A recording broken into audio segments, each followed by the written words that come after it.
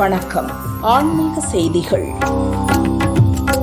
துலாம் மாதமாகிய ஐப்பசி மாத பிறப்பு, பாவங்களை போக்கக்கூடிய ஏகாதசி திதி மற்றும் செல்வச் செழிப்பை அள்ளித்தரும் சுக்கிரவாரம் ஆகிய 3 சிறப்புகள் ஒருங்கே அமைந்த நன்னாளை முன்னிட்டு தமிழகத்தின் முக்கிய திருக்கோவில்களில் சிறப்பு உற்சவங்கள் மற்றும் அலங்காரங்கள் கோலாகலமாக நடைபெற்றன.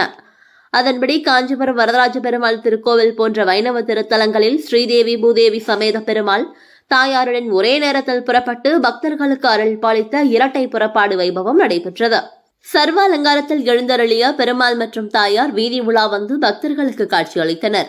இந்த உற்சவத்தை தொடர்ந்து தோட்டமும் சிறப்பாக நடைபெற்றது. மறுபுறம் சுக்கிரவாரத்தை முன்னிட்டு விசேஷ அலங்காரங்கள் நடைபெற்றன. அம்பிகைக்கு செல்வத்தை ஈர்க்கும் கரும்பச்சை நிற பட்டு உடுத்தி கல்வி மற்றும் செல்வத்தின் அம்சங்களான லட்சுமி சரஸ்வதியுடன் சேர்த்து அலங்காரம் செய்யப்பட்டிருந்தது. பெருந்தேவி தாயார் வைரம், வைடூரியங்கள் மற்றும் தங்க ஆபரணங்கள் அணிந்து பேரழகுடன் காட்சியளித்தார்.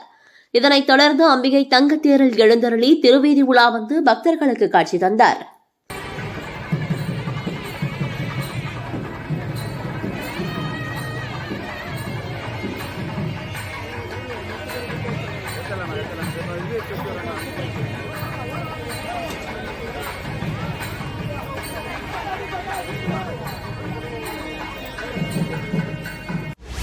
கோவை மாவட்டம் பெரியநாயக்கன் பாளையம் அருகே மேற்கு தொடர்ச்சி மலை மீது அமைந்துள்ளது பாலமலை அரங்கநாதர் கோவில்.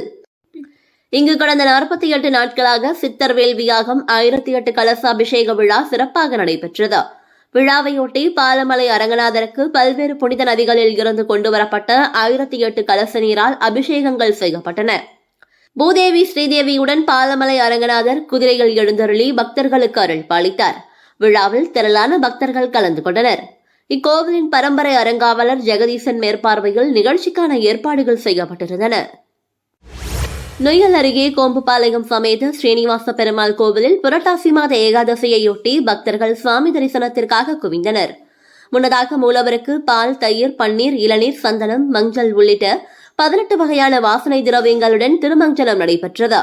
பிறகு சிறப்பு அலங்காரத்தில் ஸ்ரீதேவி பூதேவி சமேதராக ஸ்ரீனிவாச பெருமாள் பக்தர்களுக்கு காட்சியளித்தார்.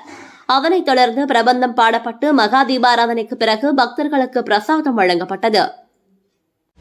திருப்புவனம் அருகே மடப்புரம் பத்ரகாளியம்மனுக்கு போட்டு அழகு பார்த்த சேலைகள் கோவிலில் நேற்று ஏலத்துக்கு விடப்பட்டன. ஏராளமான பெண்கள் சேலைகளை வாங்க ஆர்வத்துடன் வந்திருந்தனர். தமிழகத்தில் பிரசித்தி பெற்ற காளி கோவில்களில் ஒன்றான மடப்புரம் பத்ரகாளியம்மனை தரிசிக்க தினசரி ஏராளமான பக்தர்கள் வந்து செல்கின்றனர். அம்மனுக்கு நேர்த்திக்கடனாக பக்தர்கள் சேலைகளை வாங்கி சார்த்துவது வழக்கம். வாரந்தோறும் வெள்ளிக்கிழமை அன்று இந்த சேலைகள் கோவில் வளாகத்தில் அதிகாரிகள் முன்னிலையில் ஏலம் விடப்படும். பூனம், காட்டன், சுங்கடி, பட்டு சேலைகள் ரூபாய் 100 முதல் 500 வரை தொடங்கி சேலையின் மதிப்பிற்கு ஏற்ப ஆயிரக்கணக்கில் ஏலம் விடப்படும். வரும் 20ஆம் தேதி தீபாவளி பண்டிகையை முன்னிட்டு நேற்று அம்மன் சேலை ஏலம் விடப்பட்டு 300க்கும் மேற்பட்ட சேலைகள் விற்பனை செய்யப்பட்டன. துவாதசி திதி மற்றும் தமிழ் ஐப்பசி மாத பிறப்பை முன்னிட்டு கோவை KSG புதூர் அருகில் அமைந்துள்ள திருப்பதி கோவிலில் மூலவர் ஸ்ரீனிவாச பெருமாளுக்கு திருமஞ்சன பூஜை நடைபெற்றது. தங்கக்காப்பு கவசத்தில் பெருமாள் பக்தர்களுக்கு காட்சியளித்தார். இதில் ஏராளமான பக்தர்கள் கலந்து கொண்டனர். நிகழ்ச்சியின் நிறைவில் பக்தர்களுக்கு பிரசாதம் வழங்கப்பட்டது.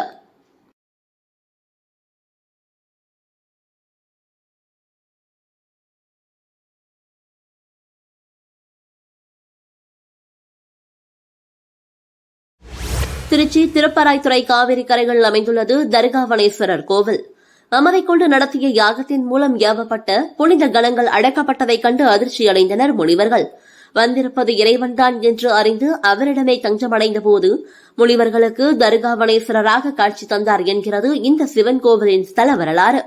ஒவ்வொரு வருடமும் ஐப்பசி மாதம் முதல் நாள் துலாஸ்நான திருவிழா இக்கோவிலில் நடைபெறும். இதனையொட்டி இன்று காலை மூலஸ்தான சிவலிங்கத்திற்கு சிறப்பு அபிஷேகங்களும் ஆராதனைகளும் நடைபெற்றன. பின்னர் வெள்ளி ரிஷப வாகனத்தில் சோமஸ்கந்தர் அம்பாள், பசும்பொன் மயிலாம்பிகை சாமிகள் புறப்பாடு நடைபெற்றது. மேளங்கள் முழங்க ஆயிரக்கணக்கான பக்தர்களுடன் நடைபெற்ற இந்த ஊர்வலமானது அகண்ட காவிரியை வந்தடைந்தது. திருக்கோவிலில் யாக பூஜைகள் வைத்து பூஜிக்கப்பட்ட புனித நீர் திருக்கோவில் நிர்வாகிகள் மற்றும் ஊர் முக்கியஸ்தர்களால் காவிரி ஆற்றில் ஊற்றப்பட்டு ஆற்றில் நின்று புனித நீராடி சென்றனர். தொடர்ந்து அஸ்திர தேவருக்கு தீர்த்தவாரி வைபவம் நடைபெற்றது.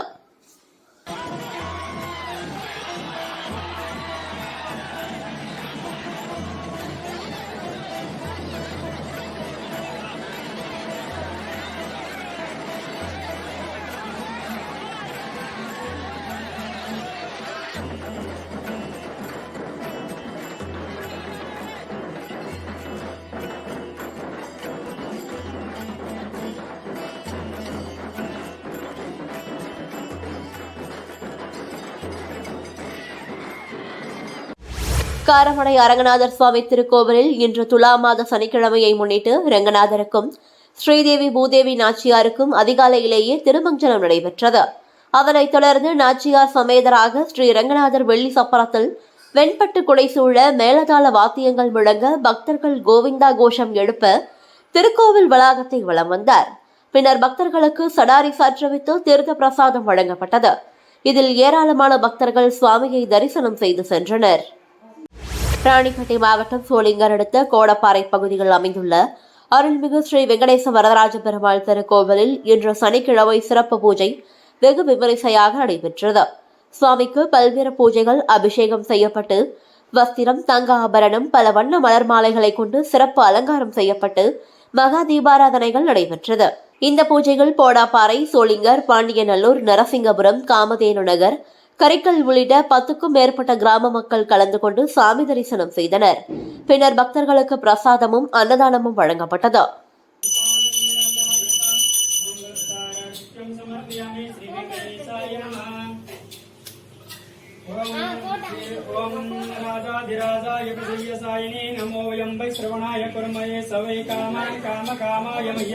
कामेश्वर वै श्रवणो ददातो कुबेराय विश्रवणाय महाराजाय नमः. சின்ன காஞ்சிபுரம் என்று அழைக்கப்படும் சென்னை காலடிப்பேட்டையில் வீற்றிருக்கிறது கல்யாண வரதராஜ பெருமாள் கோவில்.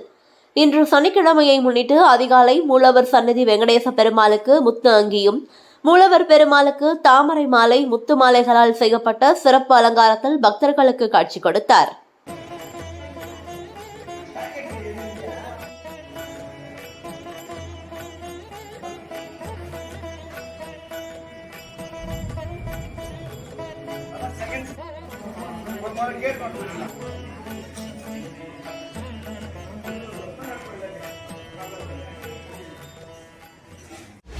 மற்ற பிரதோஷ நாட்களை விட சனி பிரதோஷம் மற்றும் சோமவார பிரதோஷத்திற்கு தனி சிறப்பு உண்டு.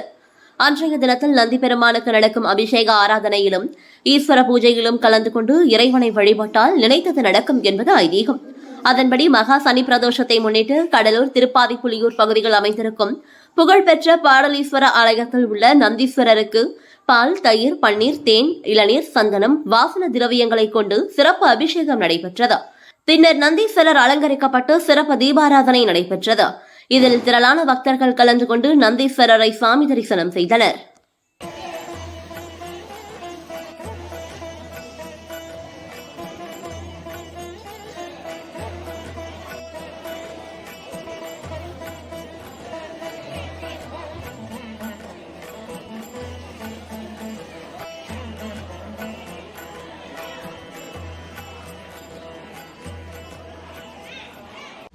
உத்தரப்பிரதேசத்தில் அயோத்தியில் ராமர் கோவில் கட்டப்பட்டு கடந்த ஆண்டு கும்பாபிஷேகம் நடைபெற்றது. இந்நிலையில் அயோத்தியின் மற்றொரு அடையாளமான ராமாயண இதிகாசத்தை மையப்படுத்தி முதல் ராமாயண மெழுகு சிலை அருங்காட்சியகம் அமைக்கப்பட்டுள்ளது.